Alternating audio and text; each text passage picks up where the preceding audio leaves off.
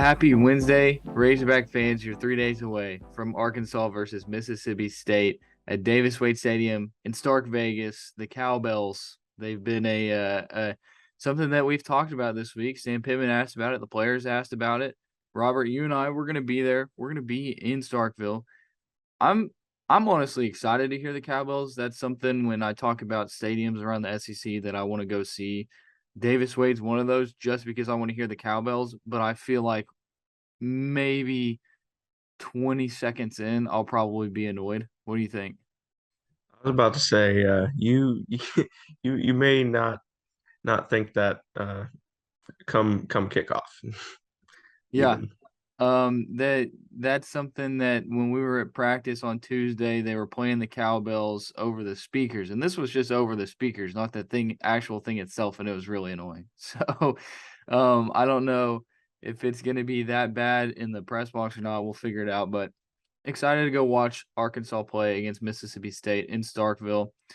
I haven't heard a lot of good things about Starkville either. It's one of those towns in the SEC that when people bring it up, they're like, "There's nothing to it." And so, Robert, I I have a hard time believing that you will have anything to say about Starkville that compares to what we've talked about Columbia, Missouri before. yeah, So no, I was thinking about that as I was saying stuff about Starkville. I was thinking about it because it brings up the worst towns in the SEC, and Columbia, Missouri has to be the worst town in the SEC. There cannot be a worse one. It is awful. I People have asked me, am I going to the Missouri game? You've asked me, Robert. I think you're considering going, and I'm almost like boycotting Columbia, Missouri as a town because I just don't want to be there. So I'm probably not going to go to Arkansas versus Missouri, but let's hit some headlines, boys. That's Robert Stewart. We also got Alex Trader as well. I'm Mason Choate. You're listening to the Gridiron Hogs podcast, part of the HawgBeat podcast network and HawgBeat.com, HawgBeat.com. Go check it out. A lot of great stuff over there, including pro football focus grades, practice videos. Which, by the way, if you're getting mad at us for putting out practice videos right now, uh, have you not realized that we put out practice videos every week? Like every single game week, all throughout fall camp, we put out practice videos. There's people on Facebook who are saying that we're giving away secrets, people saying that we're snitching on the Razorbacks, people telling a person who revealed injury news on the team that they're mad about me putting videos out.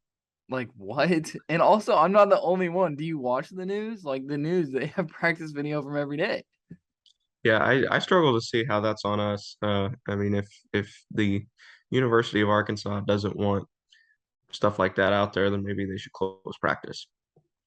Yeah, well, that somebody DM'd me and they were like, hey, don't you think there's a line that shouldn't be crossed? And I said, look, anything that the team doesn't want us to see, they're not going to show it during the time that we're at practice because they know that we're there and they know that we're filming. So it's pretty common sense, you know?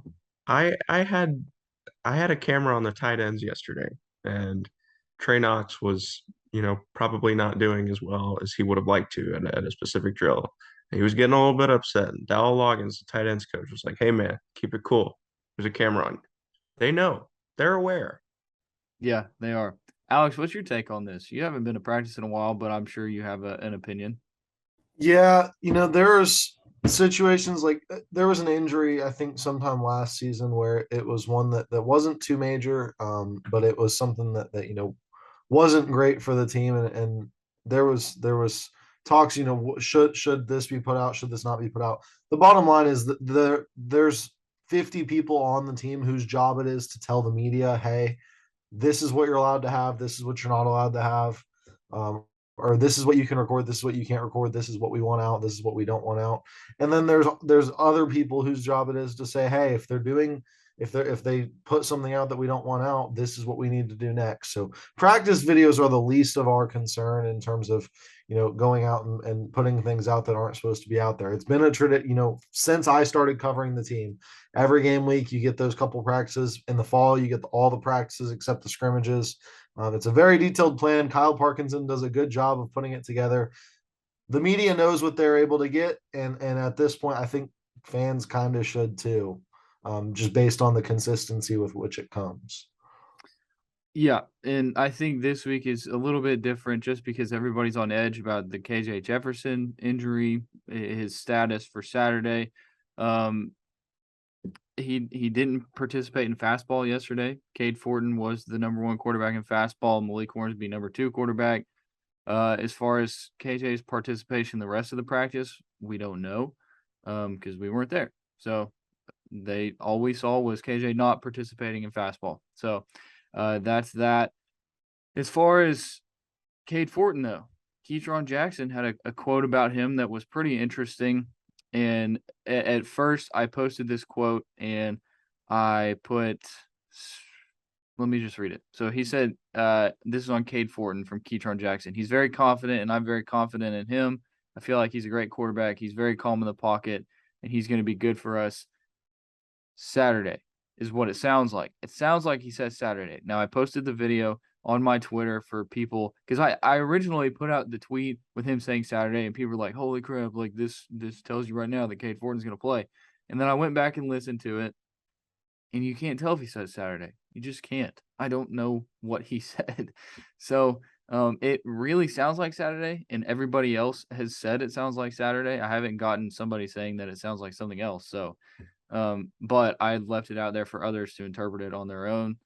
And but either way, Keytron Jackson, do you think that this is kind of team speak, Robert, or do you think that maybe they are kind of confident in Cade Fortin because now you've heard it from multiple players? I mean, maybe it's a little bit of both, but I can tell you for 100% certainty that it's team speak. I mean, what are they going to say, that they're not confident in somebody that's about to throw them the ball? I mean, that's a good way not to see any targets. Like, I don't know. I mean, I have barely seen Cade Fortin in any game action, so I don't think it's my place to speak on whether they should or shouldn't be confident in him. I mean, I was on my way down toward the other end zone and couldn't see most of the snaps that he took the other day. So it's hard for me to say whether they should be confident in him. But I mean, of course, they're going to sit there and say that they are, you know. Yeah, I agree. Okay, a couple more things from practice that will hit, and then we're gonna get to this controversial Alabama tweet. I can't believe that it's still up, by the way, but we'll talk about that.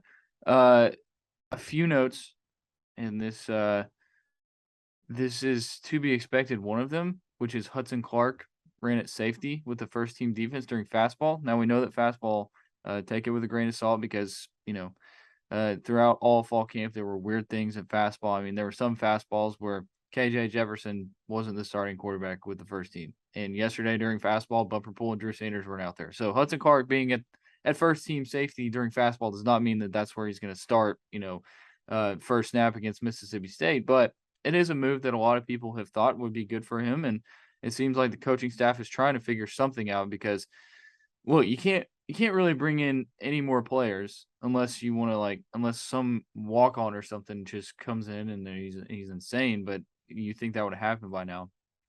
So you gotta figure it out with the guys that you got, and that's what they're trying to do. They move freshman wide receiver Sam Bakke to second team cornerback.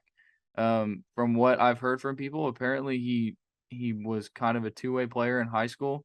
He quote tweeted my tweet saying athlete. So I think that Sam Bakke is okay with that, and heck, he could end up being a good corner at some point, but figure something out. I mean, all these injuries, they need something to happen, Robert, and this was another thing that I reported, and somebody got mad at me for reporting it. It's like if they didn't want that reported, they would not throw them out there when we're there. Yeah, I mean, they have a very tight grip on what it is that we report, and it's frustrating at sometimes because, you want to be a legitimate journalist and they sort of hinder that. But, getting this access, it's huge. It was funny yesterday. I mean, we were watching these fastball drills and we saw number 11 at corner. We're like, didn't we see Ladarius Bishop is out for the year? And then, yeah, I mean, yes, he was out for the year because it wasn't him. It was the offensive number 11 running at cornerback. Yeah, and some people might not know that Sam Bakke changed numbers from 17 to 11. It just randomly happened. They didn't really tell us about it. We just figured it out. One game he was wearing number 11 in warmups, and that was that. But yeah, it was weird. We were like, "Holy crap, Ladarius Bishop's back already!" But it was Sam Bakke. So, all right, let's get to this Alabama tweet. I don't know how many people have seen this, and if you haven't, you should probably go check it out. Basically, it's like a win poster that I guess Alabama does it for every win. And what they did was they put, like in the background when pigs fly, stuff like that. But the image on the tweet is Alabama defender standing over KJ Jefferson, who's laying on the field. Now we don't know for a fact that this was the play that he was concussed on, but it's bad taste. Alex, have you seen it? Yeah, I did see it yesterday. I I'm struggling to see where the defense of it's coming from. I get that, you're mad that a Barstool account posted a tweet that was in poor taste and absolutely was met with, every bit of pushback from fans, from media members, from other members of that same Barstool account. So that tweet that came out is one thing when it's being consistently pushed back on. A tweet like this, where you've got fans saying, "Oh, Arkansas fans are classless. Arkansas fans are classless."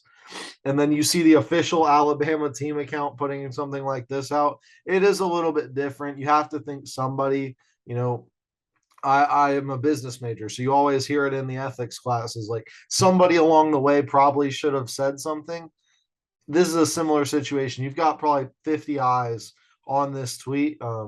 You had to have had somebody say, you know what, maybe we should just put Jaden Milroe scoring a touchdown as the poster and leave it at that. And the thing is for me too is like it doesn't matter what play it is, like if it's a play he got hurt or not. Like from what I mean, this was posted at like 5 o'clock Monday. So at that point, you've heard Sam Pittman say that he has mild symptoms. I mean, surely you've seen the reporting that says we were asked not to report on his availability at practice. Like And at that point, surely Alabama was on the field and saw that KJ Jefferson was clearly there was something wrong with him. He left the game for a exactly. play, came back in, and then didn't return to the game. Now we don't know the reasoning for him not playing the final two drives, but Alabama was at that game. They saw that KJ Jefferson was not okay on that play. Right, like connect the dots. I mean, it's really not all that hard. And again, it's inconsequential if the play depicted on that win poster is the play he got hurt on. It's a bad look to do that. I don't get it. And the people who bring up the Barstool Arkansas tweet where I don't know the exact wording, but I think it was something like I take pride in being the team that hurt Bryce Young, who had to leave the game with a shoulder injury. That is a fan account. It has no relation to the University of Arkansas or the team at all. And it says as much in its bio, I'm pretty sure. Yeah, and so if you're going to bring that up, look, I'm not the one who tweeted it, so I'm not going to make an apology because I didn't tweet it. I thought it was tasteless as well. I thought that it was a stupid thing to tweet, but for an official team account to not only tweet this, knowing that KJ Jefferson is dealing with some kind of injury, and then to leave it up, like it's still up as we're speaking right now. It's been a day and a half. Yeah, Alex, go ahead. Yeah, it is strange that it's still up. It's strange that it went out in the first place. I think that's the more strange part is that it went up than it is staying up because you have the Alabama fans in the comments super happy about it. One weird response to it has been the Tua situation, being like, "Oh, I can't believe you would post this knowing what your former quarterback went through." That is completely unrelated to me. That doesn't make a whole lot of sense. I think that's kind of grasping at straws. Everybody understands concussions are a problem. It's not just this Tua thing that brought it about. I had 3 of them myself in high school, so that doesn't make a whole lot of sense. I think the whole argument, at this point, they're not taking it down. Arkansas fans aren't going to be happy about it, nor should they be. But it kind of is what it is. Trying to bring in, what is a really, really, KJ's injury bad. You're certainly hoping for a quick recovery.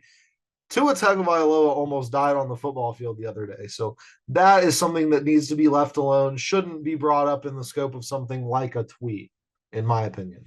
Yeah, no, I think that that's a good point, Alex. And I agree that it's definitely apples and oranges, but I think what people are saying is, for you to defend this when, if anybody's going to understand the Tua situation, it's Alabama fans. They're going to know all about it. So, it's just, it is what it is, as you mentioned, but I don't know. I can't believe it's still up. I mean, you go through the quote tweets. Look at what people are saying. I mean, you have like legit people who are upset about it, and it's no longer just fans saying, "Oh, this is tasteless. This is horrible." You have legit people who have been like, "Okay, this is not right." We're talking like real media members, real credentialed media members who, us, we value their opinion, and so should other people. And I don't know. I think that is stupid. And it all ties back to the KJ Jefferson situation, which, as of right now, we have no clue. Continue to get DMs of, is KJ going to play? I have people who are gambling experts DMing me asking me if KJ Jefferson's going to play, and I'm just like, I'm not I have a KJ message. Jefferson. I have a message for all of them. Yeah. If you're going to DM a reporter about that kind of thing, have you considered that the reporter might share that news with the rest of Twitter before, Right. revealing it in a DM? Right. Yeah. So basically, here's the status of KJ Jefferson. We'll wait and see. Apparently today is the cutoff day for him, though. If he doesn't practice today, according to Sam Pittman, he won't play Saturday. But I feel like we're all in an agreement that if KJ practices tomorrow, he's probably going to play. Don't you think? Yeah, I would think so. The whole week I've been thinking the worst part of Pittman saying that is the last time we're going to get him is before practice Wednesday. So it's going to be hard for us to know, regardless of if he stays true to he has to practice by Wednesday. Yeah, and it's tough because the questions you can't ask, like, how did KJ look at practice today? You have to ask, is KJ going to practice today? Where Sam Pittman's probably going to say, we'll see how he feels, something like that. We'll have to get him out there and see how he looks, something, some basic statement. So, oh man, it's tough. This is tough. It's been a tough week. Everybody's on edge, man. I talked about people getting mad at me. Everybody's on edge. I think we really just need to get to Saturday, see who trots out there as the number one quarterback, and then go from there. I really think that that's just what we got to do at this point. So, but we've got to talk to Sam Pittman today. Mike Leach on the SEC teleconference as well. I'm sure he'll get asked the most stupid questions of all time. If anybody's wondering why I didn't do my what blank head coach said about Arkansas, it's because Mike Leach was asked like 2 questions about Arkansas in his press conference. So it wasn't worth my time. But for that, we'll end the podcast here. You've been listening to the Gridiron Hogs podcast, but before we go, I want to remind you about our friends at myperfectfranchise.net. If you're a displaced corporate executive or wanting to put your career in your own hands, call Andy Luedecke. He's a longtime Rivals member and franchise veteran. He's owned multiple franchises and businesses, and he uses that expertise and knowledge to help others find their American dream through a very thorough and free consultation process. Call Andy, put your life and career in your own hands. His number is 404-973-9901 or visit myperfectfranchise.net to get started. All right, Alex Trader, Robert Stewart, thank you very much, and thank you out there for listening to the Gridiron Hogs podcast.